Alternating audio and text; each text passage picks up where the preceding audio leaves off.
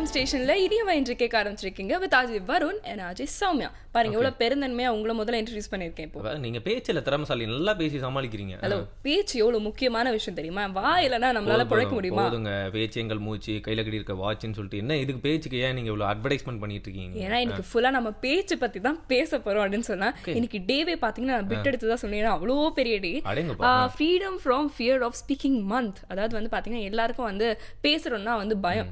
அது இந்த பப்ளிக் ஸ்பீக்கிங்னா தெரிச்சு ஓடிடாங்க. ஐயோ ராமா, என்ன விட்டு சொல்றீங்களா? இத நான் வந்து ஃபியர் ஆஃப் ரீடிங் மந்த்ல பேசிக்கிறேன். இத பத்தி பரவாயில்ல, அப்ப பாத்துக்கலாம். எல்லாருக்குமே அந்த பயம் இருக்கும் இல்லையா? உங்களுக்கும் இருக்கும், எனக்கும் இருக்கும், உங்களுக்கும் இருக்கும் இல்லையா? ஆப்வியஸ்லி நான் நல்லா பேசுவேன் அப்படின்னு எனக்கு தோணும். பட் சில இடங்கள்ல வந்து எனக்கே தெரியாம நான் வந்து அப்படியே திக்கிருப்பேன்.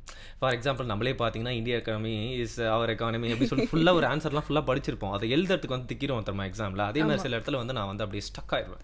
எல்லாருக்குமே வந்து இந்த பேசுறதுக்கான பயம் இருக்கு. பட் என்னன்னா நம்ம மாதிரியான ஆட்கள்லாம் வந்து ஓவர் கம் பண்ணிட்டு வந்துடுறோம் இல்லையா? நிறைய பேரால ஓவர் கம் பண்ண முடியல அப்படிங்கறத ஒரு சின்ன பிரச்சனையா இருக்கு. நம்மள பெரிய அப்பாட்டக்கர் மாதிரி ஃபீல் பண்ண வச்சிட்டீங்க. சரி விடுங்க, நம்மளை பத்தி நாம தானே சொல்லிக்க முடியும். இதை பத்தி பேசுறதுக்காக பாத்தீங்கன்னா 2 ஸ்பெஷல் கெஸ்ட் வந்திருக்காங்க. பட் அவங்க கிட்ட நம்ம 8 மணிக்கு பேச போறோம். ஓகே, இப்போ வந்து மனசை வந்து சாந்தி நிலை கொண்டு போலாம். உடலும் உள்ளமும் பகுதியில பாத்தீங்கன்னா முதல்ல உடற்பயிற்சியை பார்க்கலாமா?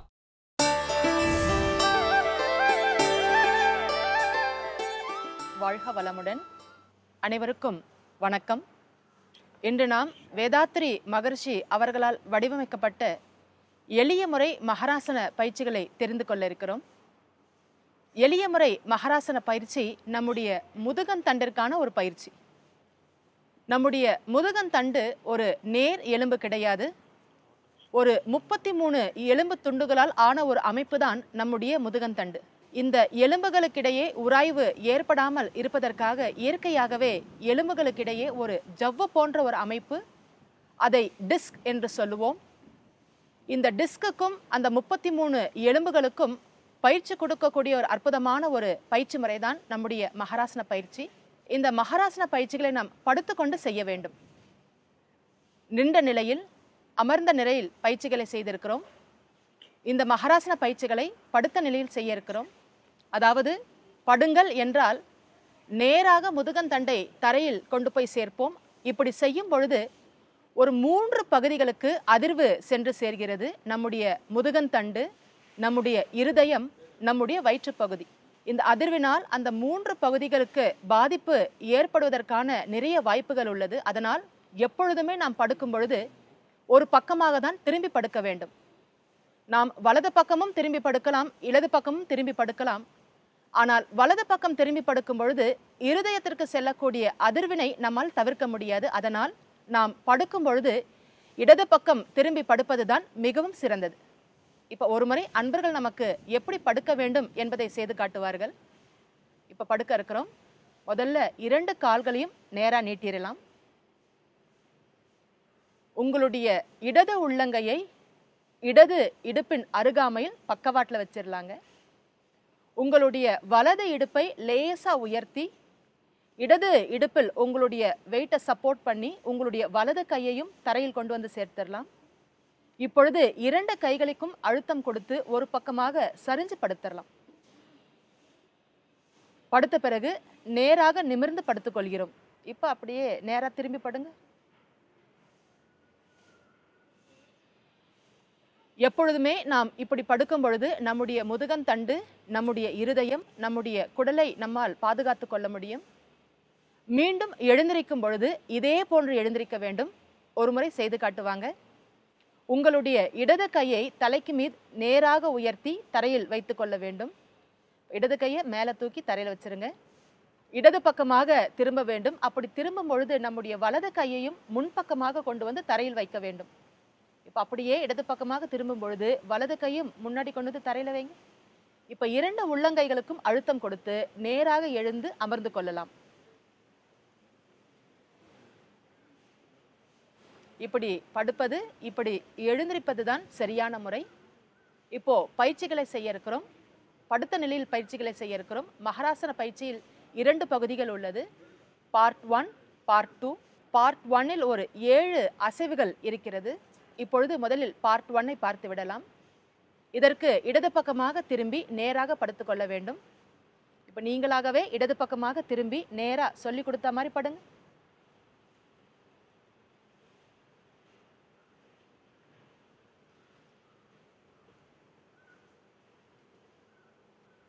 இந்த நிலைக்கு வந்த பிறகு பொசிஷன் கவனிங்க. தலை நேராக இருக்க வேண்டும். 2 கால்களும் சேர்ந்து இருக்க வேண்டும். கால் பெருவிரலிருந்து ஆரம்பித்து குதிங்கால் பகுதி வரைக்கும் 2 கால்களும் சேர்ந்து இருக்க வேண்டும்.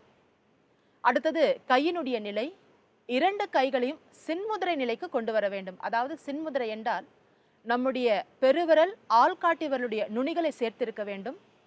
மற்ற 3 விரல் நேராக இருக்க வேண்டும். இப்போ நம்முடைய கையை சின்முதிரை கொண்டு வாங்க. கட்டை விரல் ஆள்காட்டி விரலுடைய நுனிகள் சேர்ந்திருக்கணும். 3 விரல் நேராக இருக்கணும். கைகளை சின்முதிரை நிலைக்கு கொண்டு வந்த பிறகு 2 உள்ளங்கைகளையும் மேல் நோக்கி திருப்பி வைத்து கொள்ள வேண்டும். உள்ளங்கைகளை மேல் நோக்கி திருப்பிய பிறகு 2 கைகளையும் தொடையை விட்டு ஒரு 45 டிகிரி தள்ளி வைத்து கொள்ள வேண்டும். இப்போ 2 கையும் ஒரு 45 டிகிரி தள்ளி வச்சுக்கோங்க. இந்த நிலையில் நாம் பயிற்சி செய்யும் பொழுது நமக்கு பயிற்சி சுலபமான ஒரு பயிற்சியாக மாறிவிடும். இப்போ மகராசன் பார்ட் 1இல் நான் கொடுக்கக்கூடிய கமாண்ட் நம்முடைய தலைப்பகுதிக்கு தான். நான் ரைட் என்று சொல்லும் பொழுது தலையை வலது பக்கம் திருப்ப வேண்டும். வலது இடுப்பிலிருந்து ஆரம்பித்து இடது கால் சுண்டுவரல் நுனி வரைக்கும் இடது பக்கம் நோக்கி உடலை முறுக்கியிருக்க வேண்டும். இப்போ ஒரு முறை செய்து காட்டுவாங்க. இப்போ முதல்ல உங்களுடைய தலையை வலது பக்கமாக திருப்புங்க. உங்களுடைய வலது கை பார்ப்பது போல் வலது பக்கமாக தலையை திருப்பி வச்சுக்கிறோம். வலது இடுப்பை உயர்த்தி இடது கால் சுண்டுவரல் தரையை தொடுவது போல் உங்களுடைய உடலை முறுக்க வேண்டும். இப்போ ஆப்போசிட் டைரக்ஷன்ல உடம்ப முறுக்குங்க. கால் சுண்டுவரல் தரையை தொட்டிருக்க வேண்டும். கால் பெருவிரல் மீது பெருவிரல் இருக்க வேண்டும். குதிங்கால் மீது குதிங்கால் இருக்க வேண்டும். முழங்கால் மீது முழங்கால் இருக்க வேண்டும். இப்போ நார்மல் பொசிஷனுக்கு வந்துடலாம். தலை உடல் நேராக கொண்டு வரலாம். இப்போ லெஃப்ட் என்று சொல்லும் பொழுது தலையை இடது பக்கமாக முறுக்க வேண்டும். உடலை வலது பக்கம் நோக்கி திருப்ப வேண்டும். இப்போ தலையை ஃபர்ஸ்ட் லெஃப்ட் சைடில் டர்ன் பண்ணுங்க. இப்போ வலது பக்கம் நோக்கி உடலை முறுக்குங்க. கால் பெருவிரல் மீது பெருவிரல் இருக்க வேண்டும். 2 முழங்கால்களும் நேராக இருக்க வேண்டும். முழங்காலை நாம் மடக்கக்கூடாது. நார்மல்.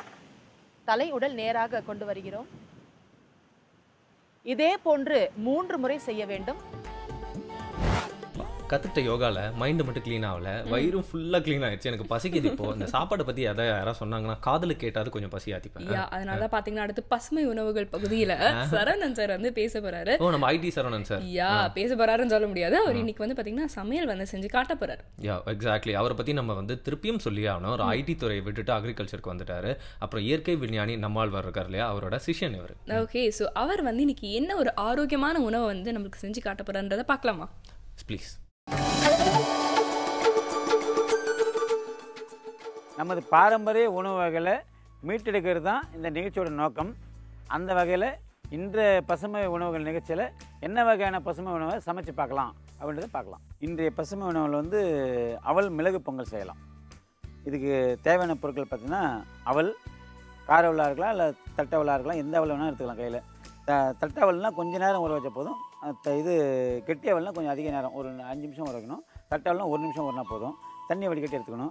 தேங்காய் துருவல் எவ்வளோ அவல் எடுக்கணும் அதில் வந்து பாதி அளவு தேங்காய் துருவல், கொத்தமல்லி பொடியாக நறுக்கிறது, கருவேப்பிலை பொடியாக நறுக்கிறது, மிளகு தூள் போடலாம். அதில் 1-2 உடச்ச மிளகு சீரகமாக போட்டுக்கலாம். கொஞ்சம் உப்பு.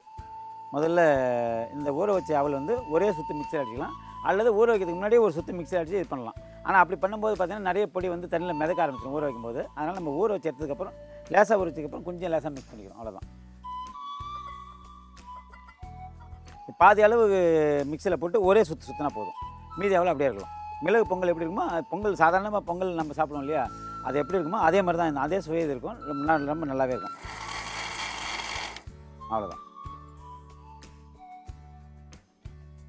இது இதில் கலந்துக்கலாம். 2வது தேங்காய் போட்டு அது கொஞ்சம் சாந்து மாதிரி அரைச்சிக்கணும். ஏன்னா அப்படியே தேங்காய் துருவி போட்டோம்னா சாதாரண அவல் மாதிரி ஆகிடும். தேங்காய் கொஞ்சம் சாந்து மாதிரி அரைச்சிக்கணும் சார்.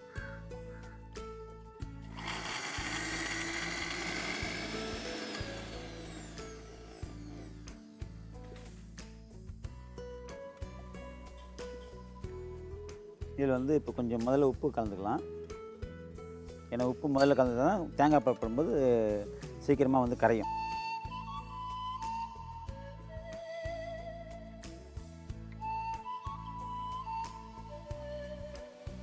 அடுத்து வந்து மிளகு சீரகம் கலந்துக்கலாம்.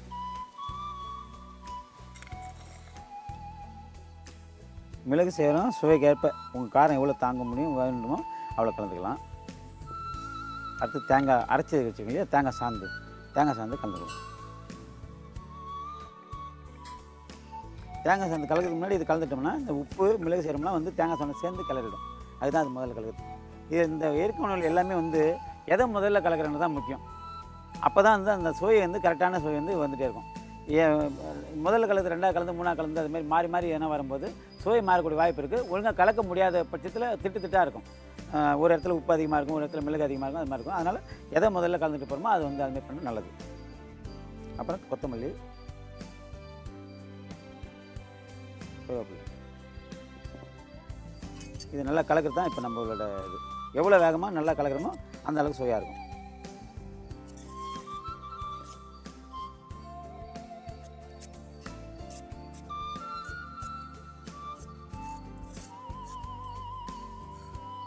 அவல் மிளகு பொங்கல் தயார்.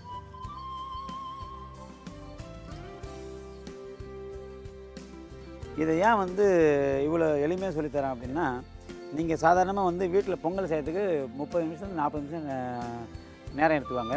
ரெண்டாவது வந்து கொஞ்சம் சிக்கலான ப்ராசஸ். எல்லாருக்கும் பொங்கல் நல்லா அழகாக சுவையாக வராது. இது எளிமையாகவும் இருக்கும். இது எப்படி செஞ்சாலும் சுவையாக வரும். இதில் 3 வகையான பலன் நம்ம அனுபவிக்கலாம். எப்படின்னா வந்து ஒரே நேரத்தில் சமைக்கலாம், அப்போயே சாப்பிட்லாம், நேரத்தையும் மிச்சப்படுத்தலாம். உடம்புக்கு வந்து நல்ல சத்து கொடுக்கக்கூடியது, சீக்கிரம் செரிமானம் ஆகக்கூடியது, எல்லா வயதிலும் சாப்பிடக்கூடியது. இன்றைக்கி நம்ம செஞ்ச உணவு பார்க்குறதுக்கு ரொம்ப எளிமையாக இருக்கும். இதை சமைச்சு வீட்டில் சாப்பிட்டு பார்த்தீங்கன்னா நாக்குக்கு சுவையாகவும் உடலுக்கு ஆரோக்கியமாகவும் இருக்கும். இதை நீங்கள் செஞ்சு சாப்பிட்டு உங்கள் ஆரோக்கியத்தை மேம்படுத்திக்கணும்.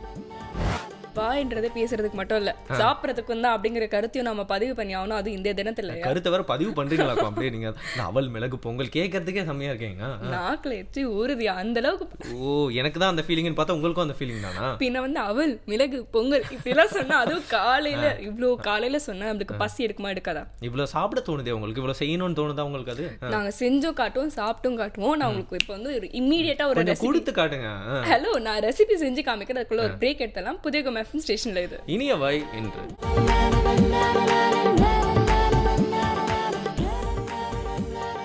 Welcome back. புதிய எஃப்எம் ஸ்டேஷன்ல இனியவை இந்த நிகழ்ச்சியை எல்லாருமே சந்தோஷமா என்ஜாய் பண்ணிட்டு இருக்கீங்க with your RJ Varunan, RJ Sowmya அவர்கள். நம்ம ஃபீட்பேக்லாம் வந்து கொடுத்து சொன்னீங்களே, கொடுத்தாங்களா? ஏன் நிறைய வந்திருக்கு. பட் அதுக்கே திடீர்னு இப்ப கேக்குறீங்க. என்ன பாராட்டி வந்து நிறைய பேர் அனுப்பியிருப்பாங்களே, அதை பத்தி தான் கொஞ்சம் கேட்கலாம். பாராட்டி வந்ததோட வந்து நம்ம பொக்கிஷம் பகுதி இருக்கு இல்லையா, அதை பத்தினா நிறைய ரிவ்யூஸ் எல்லாம் வந்திருக்கு. ஏன்னா பொக்கிஷம் பகுதியில பாத்தீங்கன்னா நம்ம வந்து பழைய காலத்துல யூஸ் பண்ண நிறைய விஷயங்களை வந்து திருப்பி எடுத்துட்டு வரோம் இல்லையா.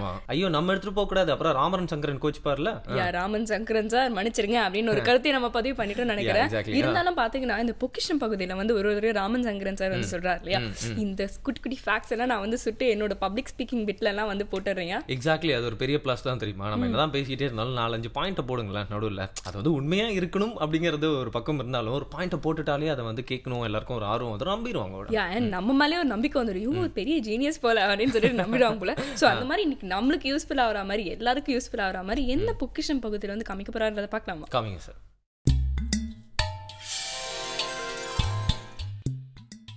பெண்கள் கற்காலத்திலிருந்தே தங்களை அழகுபடுத்துறதுக்கு பல்வேறு பொருட்களை பயன்படுத்தியிருக்காங்க. அப்படி பயன்படுத்தின ஒரு பொருள் தான் இது. அது என்னென்னா சிக்குவாரி. சிக்குவாரின்னா என்னென்னா, தலையை சீவும் போது தலையில் இருக்கிற சிக்கை வந்து எடுக்கிறதுக்கு வேண்டி பயன்படுத்தின ஒரு பொருள் இது. இதை வந்து பல மெட்டலில் பண்ணியிருக்கலாம். அதாவது செம்பில் இருக்குது, மரத்தில் இருக்குது, ஐவரியில் இருக்குது, வெள்ளியில் இருக்குது, தங்கத்துலேயும் இருக்குது. நீங்கள் மதுரை மீனாட்சி அம்மன் கோவிலில் போய் பார்த்தீங்கன்னா அங்கே ஒரு மியூசியம் இருக்குது, சின்ன மியூசியம். அதில் 12 வகையான சிக்குவாரிகள் வச்சுருக்காங்க. சிக்குவாரிகளை வந்து எப்படி 2000 வருஷத்துக்கு முன்னாடிலேருந்து பயன்படுத்தியிருப்பாங்க. ஆனால் நம்ம இப்போ கிடைக்கிறது எல்லாமே செம்பில் பண்ணது தான் இது. இதை வந்து முதல்ல வந்து இது பார்த்திங்கன்னா இது சீப்பாகவும் கூட பயன்படுத்தியிருக்க சான்ஸ் இருக்குது. ஏன்னா இது 5 முனை இருக்கிறதுனால. ஆனால் சிக்குவாரிங்கிறது மெயினாக எப்படின்னா இதுதான் சிக்குவாரி. இது சிக்குவாரியில் 2 இருக்கும் எப்பொழுதுமே. இதை வச்சு சிக்கை வந்து எடுத்துக்கிட்டே இருப்பாங்க. அதுக்கப்புறம் பின்னல் வந்து பின்னிக்கிறது தான் முறையாக இருந்திருக்குது. இந்த சிக்குவாரியை வந்து நம்ம எப்படி டேட் பண்ணுறது, அதாவது எந்த காலத்தில் பயன்படுத்தியிருக்காங்கன்னு எப்படி கண்டுபிடிக்கிறதுனா, இதில் இருக்கிற வந்து ஒரு டிசைனை வச்சு தான் சொல்ல முடியும். இந்த டிசைன் எப்படின்னா, இது பார்த்திங்கன்னா மீன் உருவத்தில் இருக்குது. அது கிடச்ச இடம் கூட வந்து மதுரையில் தான் கிடச்சிது. அதனால் இது பாண்டியர் காலத்தில், அதாவது பிற்கால பாண்டியர்கள் காலத்தில் பயன்படுத்தின ஒரு பொருளாக எடுத்துக்க முடியும். அந்த காலத்து பெண்கள், அதாவது பாண்டிய நாட்டு பெண்கள் பயன்படுத்தின சிக்குவாரியாக எடுத்துக்கலாம். இந்த சிக்குவாரி பார்த்திங்கன்னா இதில் வந்து கிளியோட உருவம் இருக்குது. இது கிடைச்ச இடம் வந்து தஞ்சாவூர். அப்போ என்ன டேட் பண்ணலாம்னு நம்ம யோசிச்சு பார்த்தோம்னா, மராட்டிய மன்னர்களோடு ராயல் சிம்பல், அதாவது அவங்க ராஜமுத்திரை வந்து 2 கிளிகளாக இருக்கும். அதனால் இந்த கிளியை வந்து இந்த சிக்குவாரியில் இருக்கிறதுனால இது மராட்டிய மன்னர் காலத்தில் பயன்படுத்தின சிக்குவாரின்னு நம்ம ஒரு கன்க்ளூஷனுக்கு வர முடியுது. சிக்குவாரி வந்து எல்லா உலோகத்துலையும் பண்ணியிருக்காங்க. அதாவது தங்கம், வெள்ளி, செம்பு, மரம், ஐவரி. அந்த ஐவரியில் என்ன ஸ்பெஷல்னா, ஐவரியில் வந்து நல்ல ஆர்ட் ஒர்க் பண்ண முடியும். அதனால் அந்த ஐவரி சிக்குவாரியில் வந்து ரொம்ப அழகான ஒரு கலைநுட்பத்தோடு பண்ணியிருப்பாங்க. அப்புறம் ஐவரி வந்து பழக ரொம்ப ஸ்மூத் ஆகிடும், அது தலையை குத்தாது. அதனால தான் அதை நிறைய வந்து பயன்படுத்தியிருக்காங்க. அந்த மாதிரி பயன்படுத்த வந்து அது சீக்கிரம் உடஞ்சி போயிடும், அதுக்கு லைஃப் வந்து ரொம்ப கம்மி. அதனால் உடஞ்சி போகிறதுனால அது நமக்கு நிறைய கிடைக்கிறது இல்லை. நமக்கு இப்போ எது நிறைய கிடைக்குதுன்னா, செம்பில் பண்ண தலைவாரி தான் நிறைய கிடைக்குது. அது என்னென்னா, செம்பில் பண்ணி உடஞ்சா கூட அதை வந்து திருப்பி வெல்டு பண்ணி யூஸ் பண்ண முடியுது. அதுக்கப்புறம் காமன் மக்கள், அதாவது சாதாரண மக்கள் வந்து பயன்படுத்துறதுனால, பயன்பாட்டில் இருந்ததுனால அது நிறைய வந்து யூஸ் பண்ணியிருப்பாங்க. அதாவது மக்கள் தொகை எவ்வளோ இருந்தாங்களோ அதுக்கு தக்க சிக்குவாரி இருந்திருக்கும் அது. அதனால் அது நிறைய கிடைக்கிறதுனால அந்த மாதிரி செம்பில் பண்ண சிக்குவாரி தான் இப்போ நம்மளுக்கு நிறைய கிடைக்கிறது. சிடுக்குவாரி அப்படிங்கிற பேரே ரொம்ப டிஃப்ரெண்டா இருக்கு இல்லையா? எக்ஸாக்ட்லி. அதுலயும் எவ்வளவு நுணுக்கமா இருந்திருக்கு பாருங்களா. இந்த மாதிரியான விஷயங்கள்லாம் வந்து ராமன் சக்கரத் சார் வந்து பொக்கிஷம் பகுதியில் காமிக்கிறது நம்ம எல்லாருக்கும் எவ்வளவு யூஸ்ஃபுல்லா இருக்கு இல்லையா? இதே மாதிரி அடுத்து வந்து ரொம்ப யூஸ்ஃபுல்லான ஒரு விஷயம் வரப்போகுது. பாத்தீங்கன்னா நலம் அன்புடன் பகுதியில சித்த மருத்துவர் அருண் சார் வந்து ஒரு விஷயத்தை பத்தி பேச போறார். என்ன விஷயம் அது? அறத்தை பத்தி பேச போறார். அறம் அப்படின்னா? நோ, அறத்தை பத்தி பேச போறாரு. அதுவும் எனக்கு புரியலையே. எனக்கும் புரியல அது என்ன பொருள், அதை பத்தி என்ன சொல்ல போறாரு அப்படிங்கறத நாம கேட்டு தெரிஞ்சுக்கலாமா? சொல்லுங்க சார்.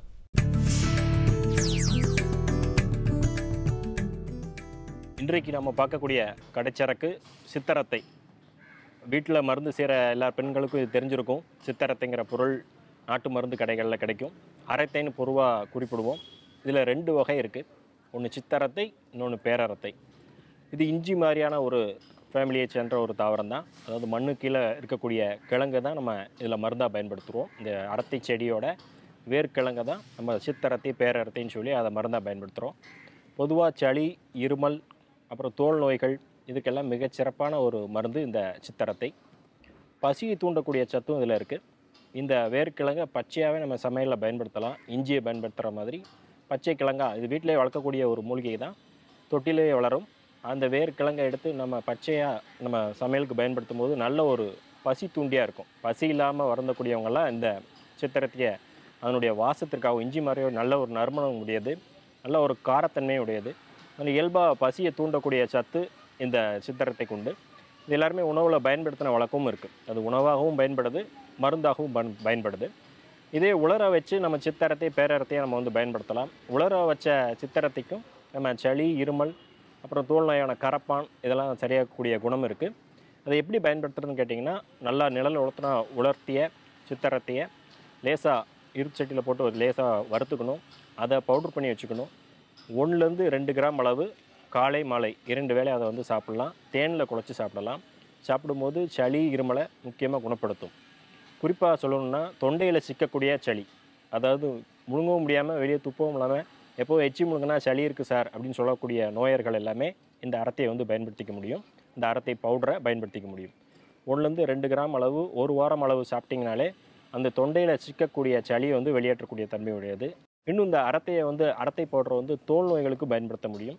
கரப்பான்னு சொல்லக்கூடிய தோல் நோய்கள், பொதுவாக அந்த வீசிங் பேஷண்ட்டுக்கு எல்லாத்துக்குமே தோல் நோயும் சேர்ந்து இருக்கக்கூடிய வழக்கம் இருக்கும். அந்த பிரச்சனைக்குமே இந்த அரத்தையை வந்து பயன்படுத்த முடியும். அரத்தை பவுடரை 1லேருந்து 2 கிராம் அளவு தேனில் 2 வேளையை சாப்பிட்டோம்னாலே சளி குணமாவதற்கு மட்டுமல்லாமல் தோல் நோயான கரப்பான், எக்ஸிமான்னு சொல்லுவாங்க ஆங்கிலத்தில், அது குணமாகிறதுக்கும் நிறைய வாய்ப்பு இருக்குது. இந்த அரத்தை பொடியை பசி உண்டாக்கவும் நம்ம பயன்படுத்த முடியும். பசி இல்லாமல் இருக்கக்கூடிய குழந்தைகளானாலும் சரி, பெரியவர்களானாலும் சரி, உணவுக்கு முன்னாடி, இப்போ நான் சொன்னது எல்லாமே உணவுக்கு பின்னாடி பயன்படுத்தக்கூடியது. உணவுக்கு முன்னாடி சாப்பிடும்போது பசியை தூண்டக்கூடிய ஆற்றல் இந்த அரத்தை கொண்டு. அது 1/2 கிராம்லேருந்து 1 கிராம் அளவு உணவுக்கு முன்னாடி வெந்நீரில் சாப்பிடணும்.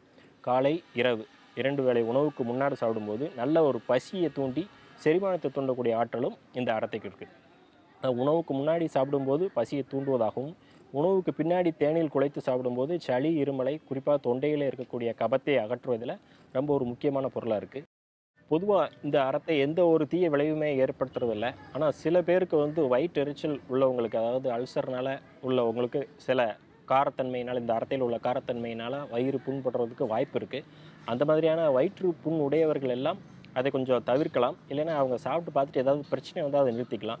இன்னும் சிலருக்கு தோலில் வந்து அரிப்பு ஏற்படுத்தக்கூடிய செய்கையும் இருக்குது. இதெல்லாம் 100ல் ஒருத்தருக்கு தான். எல்லாருக்கும் இந்த பிரச்சனை ஏற்படாது. அந்த மாதிரி உள்ளவங்களும் இந்த அரத்தையை தொடர்ந்து பயன்படுத்துகிறத தவிர்க்கலாம். அதாவது 1 வாரம் 10 நாள் பயன்படுத்தினா எந்த பிரச்சனையும் இருக்காது. தொடர்ந்து ஒரு 48 நாள் 90 நாள் சாப்பிடும்போது இந்த மாதிரியான பிரச்சனை வர்றவங்க அதை தவிர்த்துக்கலாம். இன்னும் இதில் ஏதாவது பிரச்சனை இருந்தால் சித்த மருத்துவர் அணுகி அதுக்கு தீர்வு காணலாம்.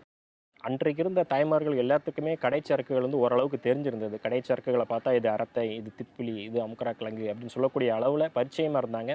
ஒவ்வொரு கடைகள்லையுமே, ஒவ்வொரு பலசரக்கு கடையிலையுமே நாட்டு மருந்து விற்கிறதுக்குனே தனியாக ஒரு நாட்டு மருந்தை பற்றி விவரம் அறிந்த ஒரு கடைகள்லேயே இருந்தாங்க, கிராசரி ஷாப்லேயே இருந்தாங்க. இப்போ அந்த நிலைமையெல்லாம் கொஞ்சம் கொஞ்சமாக மாறிக்கிட்டே வருது. இனி வரக்கூடிய சமூகத்துக்கு நம்மளுடைய அறிவை கடத்துவது நம்மளுடைய முக்கியமான கடமை. அதாவது நம்மக்கிட்ட இருந்த அந்த பாரம்பரிய அறிவை அடுத்த சமூகத்துக்கும் கடத்தணும். அதில் ஒரு மிகச்சிறந்த ஒரு பொருள் தான் இந்த அரத்தை. இந்த அரத்தையை நம்ம உணவாகவும் பயன்படுத்தி மருந்தாகவும் பயன்படுத்தி நலம் பெறலாம்.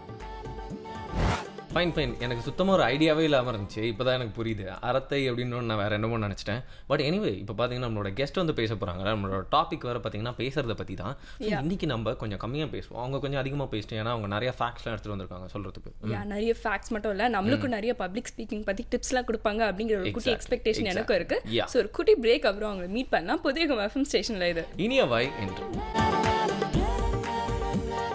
Welcome back. புதிய எஃப்எம் ஸ்டேஷனில் இனியவா என்று கேட்டிருக்கீங்க வித் அஜய் வருண் அண்ட் அஜய் சௌமியா. எனக்கு வந்து பார்த்தீங்கன்னா ஃபியர் ஆஃப் பப்ளிக் ஸ்பீக்கிங் இதை பற்றி நம்ம நிறைய விஷயங்கள் பேச போகிறோம்.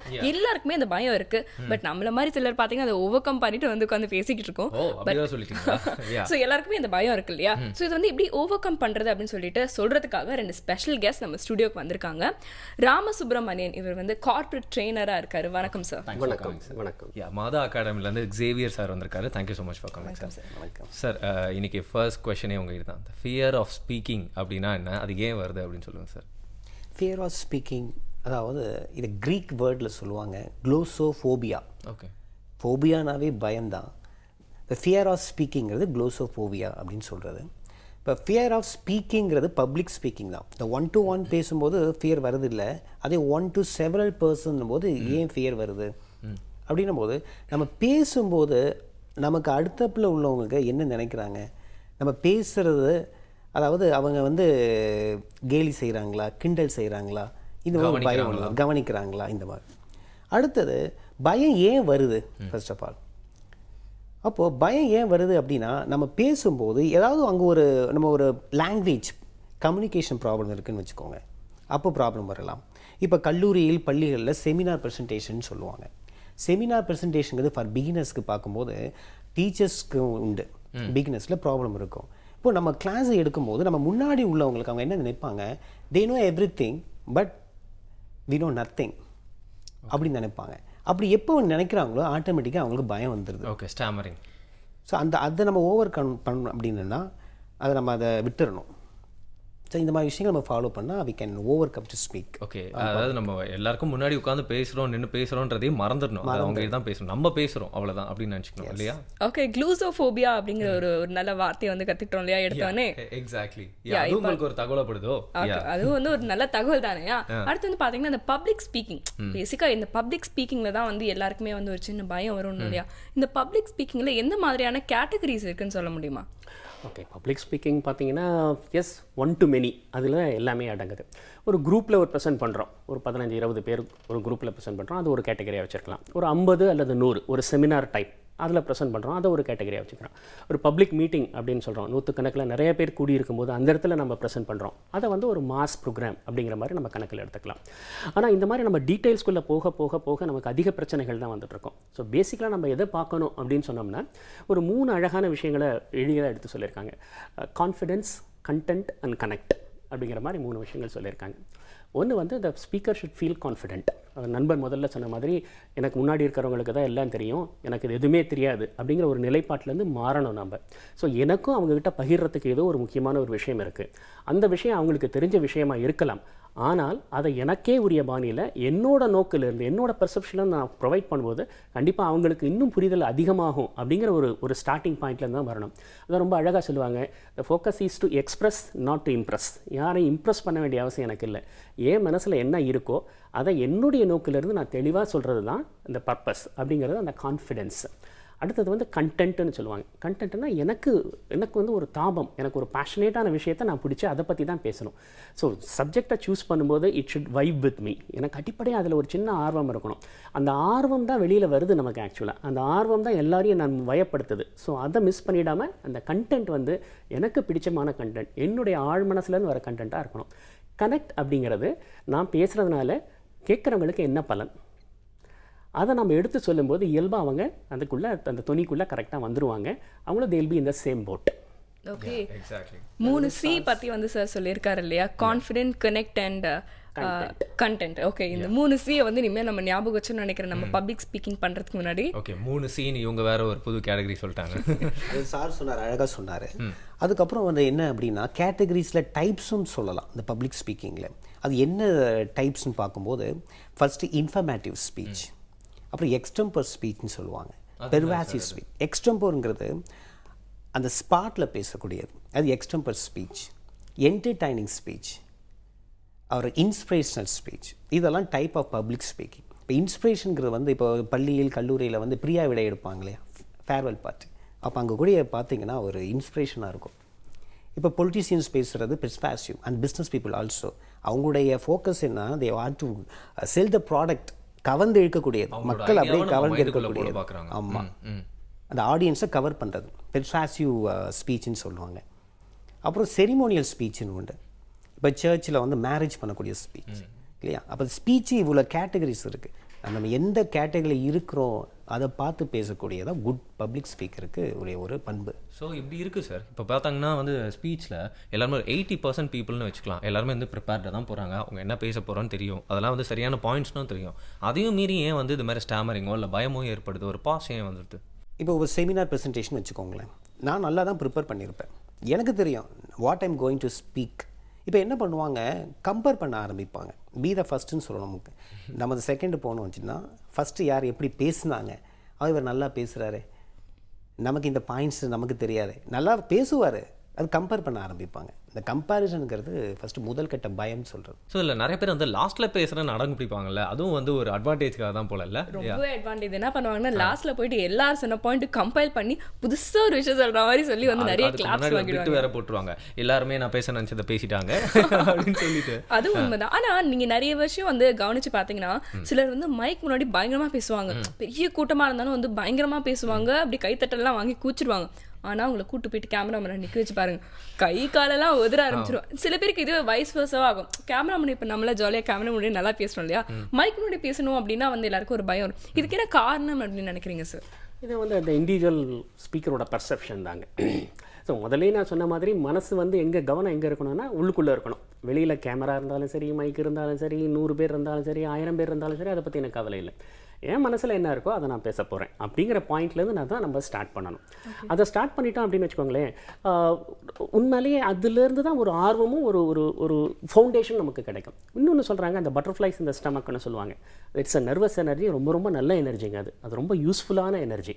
ஏன்னா அது வந்து நல்லா ஹையாக வந்து அந்த பர்டிகுலர் ஹார்மோன்ஸ் எல்லாம் ஜென்ரேட் பண்ணி ரொம்ப ஷார்ப்பாக வச்சுருக்கோம், ஒரு எக்ஸைட்டட் ஸ்டேஜில் வச்சுருக்கோம். ஸோ ஆக்சுவலாக அது நல்லது. அந்த எனர்ஜி நம்ம எப்படி கன்ஸ்ட்ரக்டிவாக யூஸ் பண்ணுறோம் அப்படிங்கிறது ரொம்ப ரொம்ப முக்கியமான விஷயம்.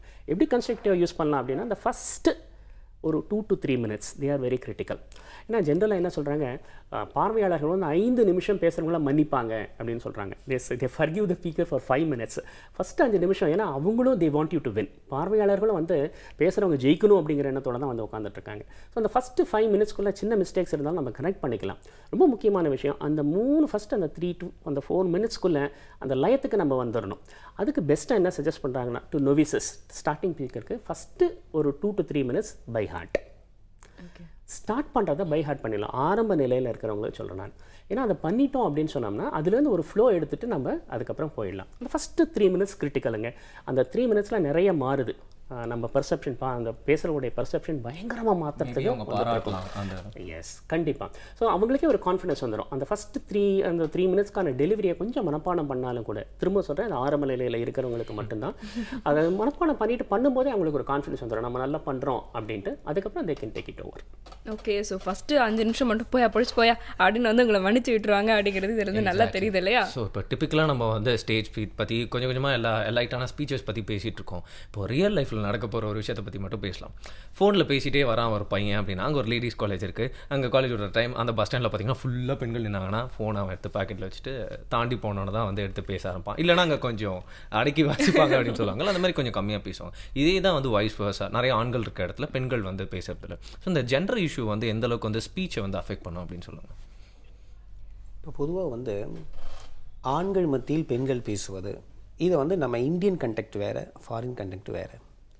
இப்போ பெண்கள் வந்து ஆண்களுக்கு ஈக்குவலாக வச்சதில்லை. ஏன்ஷியன்ட் பீரியட்லேருந்து பார்த்திங்கன்னா up to 18th century 19th centuryலேருந்து தான் வந்து பெண்கள் வந்து ஆண்களுக்கு ஈக்குவலாக அந்த ஒரு கான்செப்ட் வந்தது. இப்போ பேசும்போது பார்த்திங்கன்னா இப்போ பார்த்திங்கன்னா ஒரு அறிவியலோட ஆய்வு என்னென்னா, பெண்களுக்கு அதிகமாக அந்த ஒரு மல்டி லெவல் லாங்குவேஜ் தென் அவங்க பேசக்கூடிய திறன் அதிகம். எப்படின்னு பார்த்தீங்கன்னா 10% வந்து அவங்க they are using that left and right hemisphere of their brain. ஆண்களுக்கு அப்படி கிடையாது. ஸோ ஆண்கள் left hemisphere of the brain மட்டும்தான் யூஸ் பண்ணுவாங்க அட் அ டைம். அவங்க ஆண்களுக்கு ஒரு ஃபோக்கஸ், ஒரு விஷயம் சொன்னால் அதை 100% பக்காவாக முடிப்பாங்க but at a time. But ladies பார்த்திங்கன்னா அப்படி கிடையாது. தி கேன் டூ. ஒரு வேலை பார்ப்பாங்க, கிச்சனில் வந்து சமைச்சிட்டு இருப்பாங்க, ஃபோன் பேசிகிட்டே சமைப்பாங்க, அடுத்த ரெசிபி என்னன்னு யோசிப்பாங்க. இது நேச்சராக அமைந்தது. இப்போ பள்ளியில் பார்த்திங்கன்னா அந்த அட் ஏர்லி ஏஜ் கேர்ள்ஸ் வந்து பார்த்திங்கன்னா அவங்களுடைய கல்வி திறன் வந்து அதிகமாக இருக்கும் கம்பேர்ட் டு பாய்ஸ். இப்போ ஏன் ஸ்டேட் ஃபர்ஸ்ட் அதிகமாக எடுக்கக்கூடிய மட்டும் இல்லை சார், யூனோ. ஸோ இதெல்லாம் இது வந்து இயற்கையாக அவங்களுக்கு அமைந்த ஒரு விஷயம். ஸோ அதனால் why don't they speak on stage with among the gents. Yeah, so இந்த லெஃப்ட் ரைட் வேறு சொல்லிட்டீங்க. எனக்கு ரொம்ப பொறாமையாக இருக்குது. இப்போ எனக்கு இந்த ரெண்டுமே ஒர்க் பண்ணாதா? அதுக்கு என்னதான் நீங்கள் அப்படின்னாலும் பார்த்தீங்கன்னா எங்களுக்கு தான் வந்து நல்லா ஒர்க் பண்ணுது இல்லையா? ஆனாலும் பார்த்தீங்கன்னா இந்த விஷயம்லாம் நம்ம பேசிகிட்டே வரோம் இல்லையா? இப்போ நிறைய பேருக்கு மைக் முன்னாடி பேச பயம், கேமரா முன்னாடி பேச பயம், ஜெண்டர் இஷ்யூஸ் இப்படி நிறைய பேசிகிட்டே வரும். ஆனால் அது எப்படியா ஓவர் கம் பண்ணுறது அப்படிங்கிற கேள்வி வந்து எல்லாருக்கும். யா, ஸோ இந்த மாதிரி பயத்தை வந்து எப்படி ஓவர் கம் பண்ணலாம்? இந்த பயத்துக்கு வந்து பாஸ்டில் நடந்த விஷயங்கள் வந்து காரணமாக அமையுமா? கண்டிப்பாக பாஸ்டில் அமைந்த விஷயங்கள் காரணமாக வரும். அதுக்கு முன்னாடி இந்த ஜெண்டர் இஷ்யூ பற்றி நான் சொல்ல வேண்டிய ஒரு முக்கியமான விஷயம் இருக்குது. இது ஜென்ரலாக அந்த டெக்னிக்கல் டேர்ம் என்ன யூஸ் பண்ணுறாங்க அப்படின்னு சொன்னால் ரேப்போ அப்படிங்கிற ஒரு வார்த்தை யூஸ் பண்ணுறாங்க. அதாவது பேசுகிறவங்களுக்கும் கேட்குறவங்களுக்கும் இருக்கிற ஒரு comfort, level of comfort. So அந்த கம்ஃபர்ட் வந்து இந்த ஜெண்டர் இஷ்யூஸ் எல்லாமே அதுக்குள்ளே அடங்கின வரதாக இருக்குது. இப்போ ஒரு மேல் ஸ்பீக்கர் நிறைய பெண்கள் மத்தியில் பேசுகிறார் அப்படின்னா அந்த இடத்துல ரேப்போ வருமா அப்படிங்கிற ஒரு கேள்வி இருக்குது. இப்போ ரேப்போ எப்போ வரும் அப்படின்னு சொன்னால் எல்லோருக்கும் ஒரே மாதிரியான சேம் கோல்ஸ் இருந்தால் தான் ரேப்போ வரும். ஒரே மாதிரியான சேம்னஸ் இருந்தால் ரேப்போ வரும். ஒரே மாதிரியான இலக்குகள் இருந்தால் ரேப்போ வரும். ஸோ இதெல்லாம் அடிப்படையான விஷயங்கள். ஸோ ஒரு மேல் ஸ்பீக்கர் ஒரு லேடிஸ் நடுவில் பேசும்பொழுது அவர் கவனம் வந்து நான் ஆண், அவங்கெல்லாம் பெண்கள் அப்படின்னு அந்த டிஃப்ரென்சியேஷனில் இருந்துன்னா அந்த ரேப்போ அந்த இடத்துல வராது. ஸோ அந்த ஜெண்டர் இஷ்யூ அவர் மனசில் உள் வாங்கிக்கவே கூடாமல் ரெண்டுத்துக்கு பேருக்கு என்ன காமன், ஐ எம் அ மேல், they are ladies, but still they are also human beings, I am also human being அப்படின்னு ரெண்டு பேருக்கும் எது ஒரு ஃபெமிலியாரிட்டியாக இருக்கும், எது சிமிலராக இருக்கும், அது மேலே கவனத்தை மனசில் வச்சு பேசினா அந்த இடத்துல பிரச்சனைகள் எதுவுமே வர்றதுக்கான வாய்ப்புகள் இல்லை. ஏன்னா நான் வந்து உங்ககிட்டேருந்து வித்தியாசமானவன் அப்படிங்கிற துணியில் அல்லது ஒரு அந்த ஃபோக்கஸில் போகும்பொழுது அன்கான்ஷியஸை பிக்கப் பண்ணிவிடுவாங்க. ஏன்னா most of the communication is unconscious in nature. அதான் நம்ம அழகாக சொன்ன அந்த ரைட் பிரெயின் கான்செப்ட் வந்து கம்யூனிகேஷன் அன்கான்ஷியஸாக நிறைய பிக்கப் பண்ணும். பாடி லாங்குவேஜில், டோனாலிட்டியில், வேர்ட்ஸில். ஸோ அந்த அன்கான்ஷியஸ் பிக்கப் எப்போ வரும்னா பேசுகிறவரே வந்து நம்ம வேற பார்க்குறாரு அப்படிங்கிறத அவர் சொல்லி தெரிய வேண்டாம், அவருடைய உடல் மொழியிலேருந்தே பார்வையாளர்கள் கிரகிச்சுப்பாங்க. ஸோ அந்த நோக்கத்துலேருந்து வெளியில் போனால் தான் அந்த ரேப்போ வந்து ரொம்ப ரொம்ப அற்புதமாக பில்டப் ஆகும். அடுத்தது நீங்கள் சொன்ன மாதிரி பழைய நினைவுகள், பழைய நெகட்டிவ் பிலீஃப்ஸ் அல்லது நெகட்டிவ் எக்ஸ்பீரியன்சஸ். எஸ், இப்போ ஒரு பிலீஃப் சிஸ்டம் எப்படி உருவாகுது அப்படின்னு கேட்டோம்னா பழைய ஒரு எக்ஸ்பீரியன்சஸ்லேருந்து, பழைய அனுபவங்கள்லேருந்து தான் உருவாகுது. எவ்ரி சைல்டு, நம்ம குழந்தையாக இருக்கும்போது every child is a natural communicator, born communicator. NLP அப்படிங்கிற நியூரோ லிங்குவிஸ்டிக் ப்ரோக்ராமிங்கிறது என்ன சொல்லுதுன்னா, people already have all the resources they need. ஒருத்தருக்கு தேவையான ஆற்றல்கள் எல்லாம் அவங்களுக்குள்ள உள்ள ஆல்ரெடி இருக்குது. என்ன உதாரணம் சொன்னால், ஒரு குழந்தை பார்த்தீங்கன்னா இட்ஸ் வெரி குட், ரொம்ப அழகாக அதோடைய பிஹேவியரை மாற்றிக்கிறதும் சரி, கம்யூனிகேஷனை பண்ணுறதும் சரி, வேணுங்கிறது கிடைக்கிற வரைக்கும் உறுதியாக இருக்கிறது வகையில் ரொம்ப அழகாக இருக்குது. ஸோ எல்லாருமே குழந்தைகளாக இருந்தபோது தேவர் குட் கம்யூனிகேட்டர்ஸ். ஆனால் மெல்ல மெல்ல வளரும் பொழுது சில நெகட்டிவான அனுபவங்கள் காரணமாக என்னால் நல்லா கம்யூனிகேட் பண்ண முடியாது அப்படின்னு ஒரு லர்னிங்கை அவங்களே எடுத்துக்கிட்டு இருக்காங்க.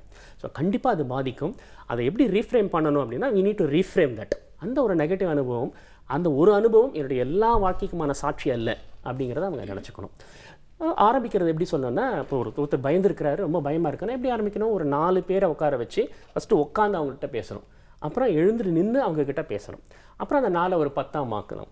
ஸோ இதுலேருந்து வரக்கூடிய சின்ன சின்ன பாசிட்டிவான ஃபீட்பேக்ஸை மனசில் எடுத்துக்கிட்டு தான் அந்த நெகட்டிவ் பிலீஃபை தே நீட் டு ரீஃப்ரேம். இப்போ பொதுவாக பார்த்தீங்கன்னா நம்ம வந்து பேசுறதுக்கு வாய் தானே தேவை. ஆனா வந்து பாத்தீங்கன்னா நான் ஒரு புக்ல படிச்சேன், பேசுறதுக்கு வாய் மட்டும் இல்ல, நம்ம கையும் நம்ம கண்ணும் வந்து ரொம்ப முக்கியம் அப்படின்னு போட்டு. புது கதைன்னு தான் நானும் நினைச்சேன். பட் என்னன்னா நீங்க வந்து பேசுறீங்கன்னு வச்சுக்கோங்களேன், உங்க கண்ணில் எக்ஸ்பிரஷன்ஸ் காட்டாம இப்படியே பேசிட்டு இருந்தாலும் யாரும் கவனிக்க மாட்டாங்க, உங்க கைகளை ஆட்டி ஆட்டி பேசலனாலும் யாரும் கவனிக்க மாட்டாங்க இல்லையா? ஸோ நீங்க பேசணும்னா வந்து உங்க வாயால் மட்டும் நீங்க பேசக்கூடாது, உங்க கண்ணாலையும் உங்க கையாலையும் பேசணும்னு சொல்றாங்க. எனக்கு நீங்க சொல்றப்போ வந்து ஒரு காமெடியான கான்செப்ட் தோணுச்சு. வாயை மட்டும் ஸ்டாப் பண்ணிட்டு கண்ணையும் கையும் மட்டும் யூஸ் பண்ணி பேசிட்டு இருந்தா ஃபன்னியா இருக்கும் இல்லையா? நம்ம விஜேஸ் பண்ற மாதிரி ஆயிடும் இல்லையா? பட் எனிவே நம்ம ஏன் இந்த மாதிரி ஒரு சில்லியான எக்ஸாம்பிள் கொடுத்தேன் அப்படின்னா, 2 கெஸ்ட்டும் வந்து நிறைய பாயிண்ட்ஸ்லாம் சொல்லிட்டு இருக்காங்க. அதில் வந்து சில பேர் வந்து அன்னப்பறவை மாதிரி அவங்களுக்கு பிடிச்சதை மட்டும் எடுத்துட்டு அப்படியே மீதிலாம் விட்டுருவாங்க. அப்படி இல்லை, அது ஒரு காம்பினேஷனாக வந்து இன்புட் போடும்போது தான் அதுக்கான அவுட்புட் வந்து கரெக்டாக வரும் இல்லையா? கரெக்ட், இன்புட் அவுட் என்னென்னோ சொல்லிட்டீங்க. பட் இந்த சென்ஸ் நீங்க சொன்னது வந்து ஒரு கரெக்டான விஷயம் தான். எல்லா பாயிண்ட்ஸும் நம்ம வந்து கம்பைன் பண்ணி எடுத்தா தான் ஒரு நல்ல பப்ளிக் ஸ்பீக்கராக மாற முடியும் இல்லையா? ஸோ தொடர்ந்து நிறைய விஷயங்கள் நம்ம பேசி தெரிஞ்சுக்கலாம். புதிய FM ஸ்டேஷன்ல இது இனிய வை என்று